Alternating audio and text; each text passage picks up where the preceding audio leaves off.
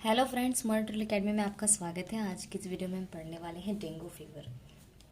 So friends, आप जानते हो कि जो डेंगू फीवर है वो मॉस्किटो के बाइट करने से होता है। ठीक है। सो इसमें क्या होता है कि जो डेंगू फैलने के जो बेसिकली चांसेस होते हैं वो दो कंडीशंस में होती हैं। एक तो ट्रॉपिकल कंडीशन, एक सब ट्रॉपिकल जो एरियाज होती हैं। ठीक है। तो ये जो वर्ल्ड में जितने भी ट्रॉपिकल और सब ट्रॉपिकल एरियाज हैं, यहाँ पे क्या है, मॉस्किटो क्या है, बॉर्न होने के चांसेस काफ़ी ज़्यादा होते हैं। सो डेंगू को हम जो प्रोनाउंस करते हैं, हम डेंगी के नाम से प्रोनाउंस करते हैं। आपने सुना होगा जो फॉरेन में इसको प्रोनाउंस करने का है वो है डेंगी। ठीक है। तो हम डेंगू भी बोलते हैं इसको। So fever is a mosquito borne illness that occurs in tropical and sub tropical area of the world. जैसा कि मैंने आपको बताया कि ये मॉस्किटो के बॉर्न होने से और बाइट करने से होता है। सो ये ट्रॉपिकल और सब ट्रॉपिकल एरियाज में कॉमन होते हैं। So mild dengue fever causes a high fever and flu like symptoms. So क्या होता है कि इसमें आपको माइल्ड जो डेंगू के अंदर क्या होता है, फीवर आ सकते हैं, हाई फीवर भी आ सकता है और फ्लू लाइक सिम्टम्स भी अकर हो सकते हैं। ठीक है। The severe form of dengue fever also called dengue haemorrhagic fever. तो क्या होता है, कभी कभी क्या होता है, आपको इतना ज़्यादा फीवर हो जाता है, इतना सीवियर फीवर हो जाता है कि उसको हम हेमोरेजिक फीवर भी बोल सकते हैं। So can cause a serious bleeding. ये सीरियस ब्लीडिंग भी कॉज कर सकता है फ्रेंड्स पेशेंट के अंदर। A sudden drop in blood pressure, shock and death. तो क्या होता है, उसको सडन ब्रेक जो ब्लड प्रेशर है वो ड्रॉप हो सकता है और उसकी डेथ भी हो सकती है एट द टाइम। ठीक है। इसके कुछ सिम्टम्स है फ्रेंड्स डेंगू फीवर के। सो डेंगू फीवर में क्या होता है, dengue fever causes a high fever 104 degree Fahrenheit. तो फ़ारेनहाइट में हम जब करते हैं कैलकुलेट तो 104 डिग्री फ़ारेनहाइट तक फीवर आ सकता है डेंगू की कंडीशन में। और अगर सेल्सियस में उसको कैलकुलेट करें तो 40 डिग्री सेल्सियस तक फीवर जा सकता है। And any of the following science and symptoms. और भी कई सारे साइन एंड सिम्टम्स हैं, जैसे कि आपको हेडेक हो सकता है, मसल्स बोन और जॉइंट पेन भी हो सकता है, आपको नोजिया भी हो सकती है, आपको वॉमिटिंग भी आ सकती है। एंड पेन बिहाइंड द आई, आई के पीछे जो है जो पेन होता है, जब आप किसी चीज़ को रोशनी में देखते हैं या रोशनी वाली चीज़ों में देखते हैं तो आपके आंखों में पीछे बहुत झटके सा पेन होता है। स्वेलन ग्लैंड, ग्लैंड में आपके स्वेलिंग सा आपको फील होता है, रैशेज हो जाते हैं आपके स्किन के ऊपर। तो ये कई सारे ऐसे सिम्टम्स हैं जो आपको देखने को मिलेंगे डेंगू फीवर में। ठीक है। So most people recover within a week or so. सो कुछ पीपल्स ऐसे होते हैं जो जिनका इम्यून सिस्टम काफ़ी स्ट्रांग है, या फिर वो ऐसी चीज़ें लेते हैं जो इम्यूनिटी को बहुत स्ट्रांग रखता है, या फिर प्रॉपर तरीके से मेडिकेशंस लेते हैं, खुद को बहुत ही प्रोटेक्ट करके चलते हैं, या फिर जो सिम्टम्स जो कॉजेज़ हैं, जैसे मॉस्किटो को बॉर्न होने के जो एक प्रिवेंशन होता है उसको लेकर चलते हैं, तो वो क्या होते हैं, बहुत ही जल्दी रिकवर कर लेते हैं। पर सम केसेस में क्या होता है कि symptoms once and can become life threatening. कुछ सिम्टम्स ऐसे होते हैं जो लाइफ थ्रेटनिंग हो जाते हैं। So this is called severe dengue. इसको हम सीवियर डेंगू भी कह सकते हैं। सो डेंगू हेमोरेजिक फीवर जो होता है और डेंगू शॉक सिंड्रोम, इसको हम ये भी बोल सकते हैं। सो हेमोरेजिक में ब्लीडिंग हो सकती है, और शॉक सिंड्रोम में क्या हो सकता है फ्रेंड्स, उनको शॉक आ सकता है, ब्लड प्रेशर ड्रॉप जा सकता है, जिसकी वजह से उनकी डेथ भी हो सकती है। Severe dengue happens where when your blood vessels become damage and leaky. तो सीवियर डेंगू हैपन क्या होता है, जो सीवियर डेंगू आपको हो गया है तो उसमें आपको जो वेसल्स होंगे, आपकी वेसल्स डैमेज होने लगेगी और लीकी हो जाएगी, वहाँ से ब्लड फ्लो होना स्टार्ट हो जाएगा। So number of clot forming cells platelet in your blood stream drops. So क्या होगा कि जो number of clot forming platelets होती हैं, सेल्स होती हैं आपके ब्लड स्ट्रीम में, वो क्या होंगे, कम हो जाएंगे। So this can lead to shock, internal bleeding, organ failure and even death. तो इससे क्या होगा कि शॉक होने के चांसेस बढ़ जाएंगे, इंटरनल ब्लीडिंग स्टार्ट हो जाएगी और ऑर्गन फेलियर होने के चांसेस होंगे, जिसकी वजह से डेथ भी हो सकती है। सो वार्निंग साइन और severe dengue fever which is a life threatening emergency can develop quickly. तो इससे क्या होगा कि ये वार्निंग साइंस होते हैं जो आपको बताते हैं कि ये लाइफ थ्रेटनिंग इमरजेंसी भी हो सकती है, ये डेवलप हो सकती है जल्दी से जल्दी। ठीक है। So the warning signs usually being the first day or two after your fever goes away and may include। तो क्या होता है कि ये जो वार्निंग साइंस होती हैं, ठीक है, जो वार्निंग आपको मिल रही हैं, ये फर्स्ट डे हो सकता है या after 2 your fever goes away जो हो सकता है उसमें भी इंक्लूड हो सकता है। जैसे कि सीवियर स्टमक पेन हो रहा है, उसमें भी ये साइंस आपको देखने को मिल सकते हैं। परसिस्टेंस वोमिटिंग हो रही है आपको, उसमें भी आपको देखने को मिल सकता है।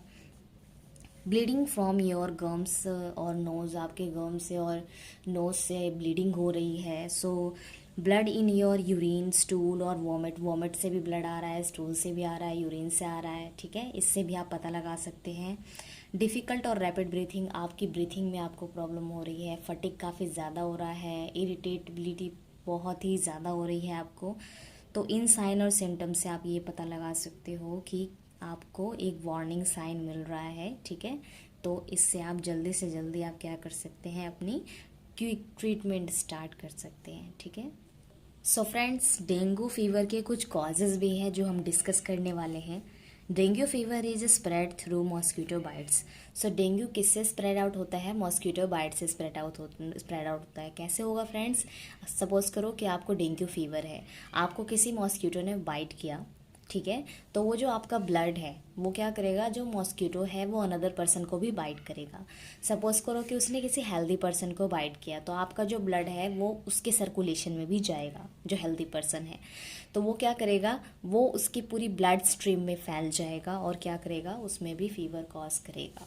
अगर उसका इम्यून सिस्टम स्ट्रांग है तो वो उससे लड़ने की कोशिश करेगा, वरना वो भी उसका शिकार हो जाएगा। So when a mosquito bytes a person infected with a dengue virus, the virus enters the mosquito. तो क्या होगा, वो वायरस जो है मॉस्किटो के अंदर एंटर हो जाएगा। और then when the infected mosquito bites another person, the virus enters that person blood stream and causes an infection. तो क्या होगा कि वो वायरस जो है मॉस्किटो के थ्रू अनदर पर्सन में जाएगा और वो क्या करेगा, उसकी बॉडी में इन्फेक्शन कॉज करना स्टार्ट कर देगा। So after you are recovered from dengue fever, you have long term immunity to the type of virus that infected you but not to the other 3 dengue fever virus type. तो क्या होगा कि dengue fever virus के कई सारे types हैं। तो क्या होगा कि जब आप किसी डेंगू फीवर से रिकवर हो जाते हैं, सपोज़ कीजिए आपको डेंगू हुआ है, आप रिकवर हो चुके हैं, ठीक है, आप बहुत जल्दी रिकवर हो गए हैं, आपका इम्यून सिस्टम बहुत स्ट्रांग है। तो अगर आप देन दोबारा आपको डेंगू होता है तो काफ़ी सीवियर भी हो सकता है, ठीक है। तो बाकी जो 3 इसके टाइप्स हैं डेंगू के, जो भी वायरसेस टाइप्स हैं, तो वो आपको इन्फेक्ट नहीं करते हैं, ठीक है। सो वही वायरस आपको इन्फेक्ट कर सकता है। So this means you can be infected again in the future by one of the other 3 virus type. तो ये भी कह रहा है कि आपको जो अदर वायरसेस हैं 3 टाइप्स के, वो भी इन्फेक्ट कर सकते हैं। क्योंकि फ्रेंड्स, अगर आपको एक बार डेंगू हो चुका है तो ऐसा नहीं है कि लाइफ टाइम में आपको कभी भी डेंगू नहीं होगा। अगर किसी इन्फेक्टेड मॉस्किटो ने आपको बाइट किया है तो आपको दोबारा वायरस होने के 100% चांसेस हैं, ठीक है। So you risk of developing severe dengue fever increase if you get dengue fever a second, third और फोर्थ टाइम। सो क्या होगा कि ये रिस्क डेवलप कर सकते हैं बहुत ही सीवियर, ठीक है। सीवियर डेंगू फीवर इंक्रीज़ क्या करता है, आपका जो डेंगू फीवर है वो क्या होगा, जब आपका सेकेंड, थर्ड, फोर्थ टाइम होगा तो ये रिस्क डेवलप कर सकते हैं आपकी बॉडी के अंदर। सो फ्रेंड्स, रिस्क फैक्टर्स क्या क्या हो सकते हैं डेंगू फीवर में? So you have a greater risk of developing dengue fever और a more severe form to the disease if. तो क्या होगा कि ये ग्रेटर रिस्क क्या डेवलप कर सकते हैं और मोर सीवियर डिजीज़ क्या कर सकते हैं, और कब हो सकता है ये? यू लाइव और ट्रैवल इन ट्रॉपिकल एरिया। जब आप किसी ट्रॉपिकल एरिया में ट्रैवल कर रहे हैं या आप वहाँ रहते हैं, तो इस केस में क्या होगा कि रिस्क फैक्टर बढ़ सकते हैं डेंगू फीवर होने के।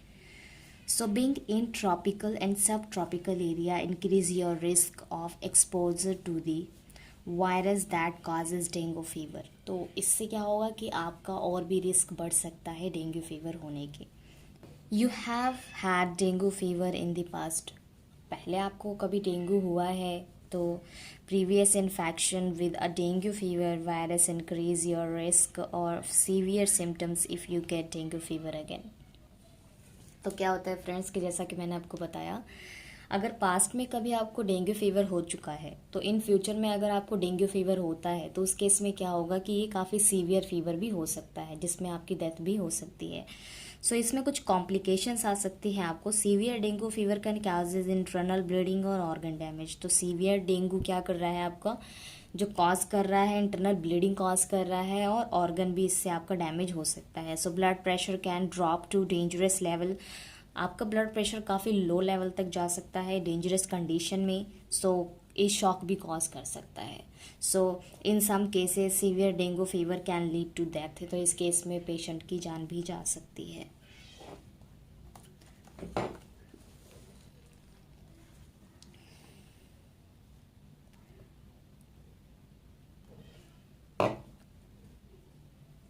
सो फ्रेंड्स, यहाँ पर हमारे पास एक कंडीशन है, women who get dengue fever during pregnancy may be able to spread the virus to the baby during child birth.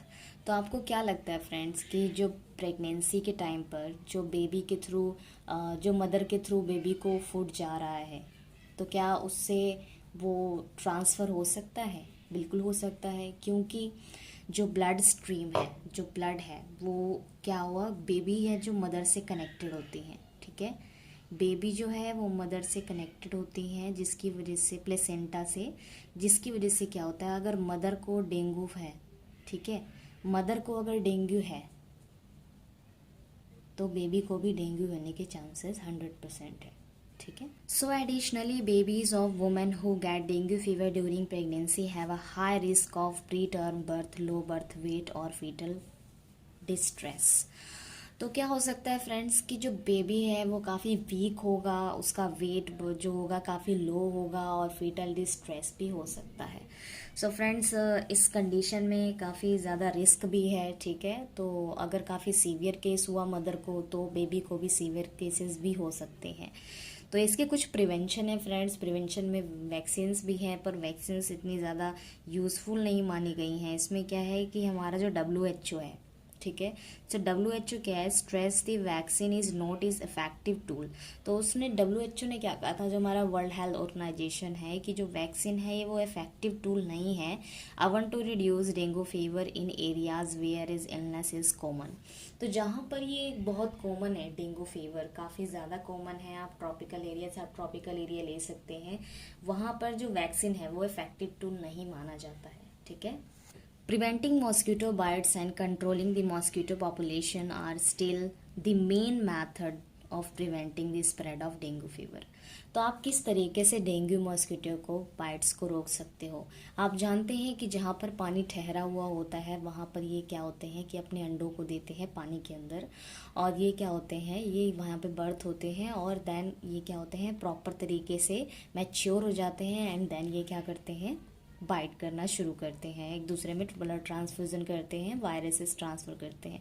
तो जहाँ पर पानी ठहरा हुआ है, टायर्स हो गए, कई सारी ऐसी चीज़ें हैं जहाँ पर पानी ठहरा होता है, साफ़ पानी में भी होते हैं ये, तो आप क्या करें, उसको क्लीन करते रहें। आप अपने एरिया के आसपास ध्यान दें कि कहीं पानी इकट्ठा तो नहीं हो रहा है, कोई ऐसी चीज़ तो नहीं है जहाँ पर वो ग्रो कर सकते हैं। आप खुद को प्रोटेक्ट करके रखें, फुल स्लीव्स की कपड़े पहने, वो हाफ स्कर्ट वगैरह ये सब ना पहने, आप खुद को प्रोटेक्ट करके रखें।